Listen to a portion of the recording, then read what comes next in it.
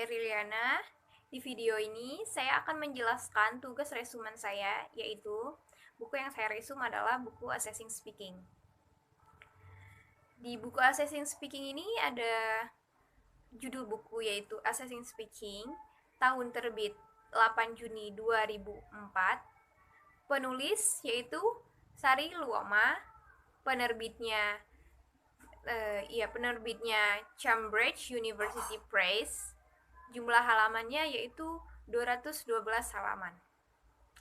Adapun ruang lingkup di buku ini, ruang lingkup pembahasannya maksudnya di buku ini yaitu ada di bab 1 ada introduction.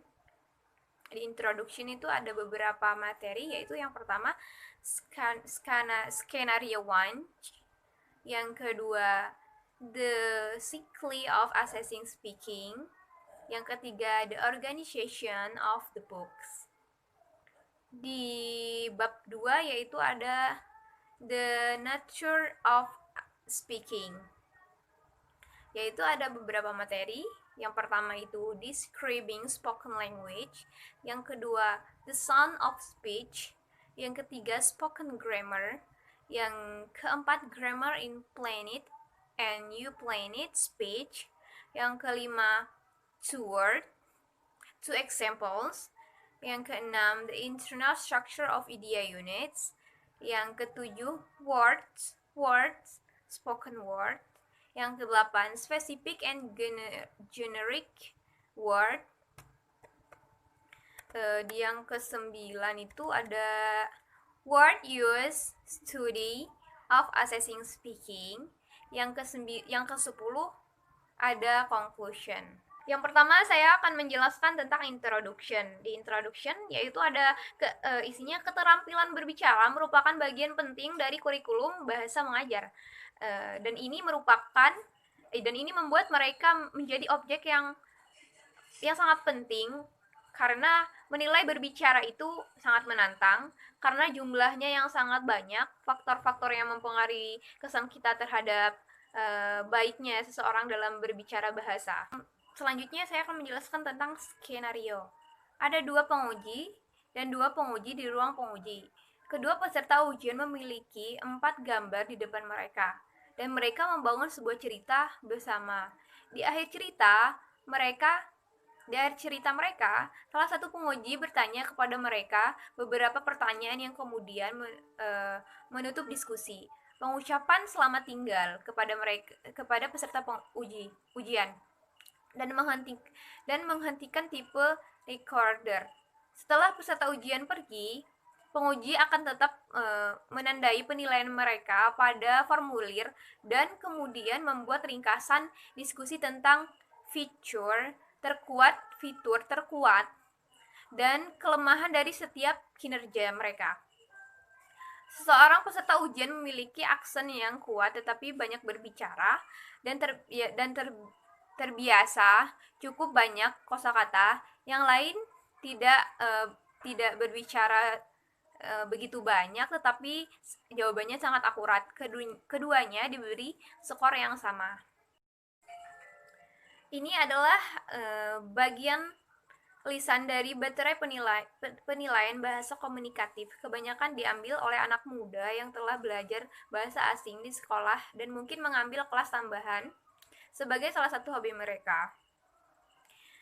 Itu sertifikat dimaksud untuk memberikan bukti cukup akurat umum untuk tingkat pencapaian. Mereka tidak diminta oleh sekolah manapun, tetapi mereka memilikinya. Mereka dibebaskan dari kursus bahasa awal, dibebaskan universitas dan berperguruan tinggi kejuruan. Ini mungkin sebagian penjelasan mengapa teks ini populer di kalangan anak muda. Materi selanjutnya yaitu the child of assessing speaking. Orang bertindak dan berinteraksi untuk menghasilkan sesuatu tahap selanjutnya. Sedangkan pengembangan penilaian adalah pemain kunci dalam siklus penilaian berbicara. Peserta ujian, lawan bicara, penilaian dan penggunaan skor juga memiliki peran untuk dimainkan dalam aktivitas. Buku ini tentang tahapan dalam siklus penilaian berbicara dan tentang cara membuatnya. Ini dimaksud untuk guru dan peneliti yang tertarik memfleksikan praktik penilaian berbicara mereka dan mengembangkan lebih lanjut.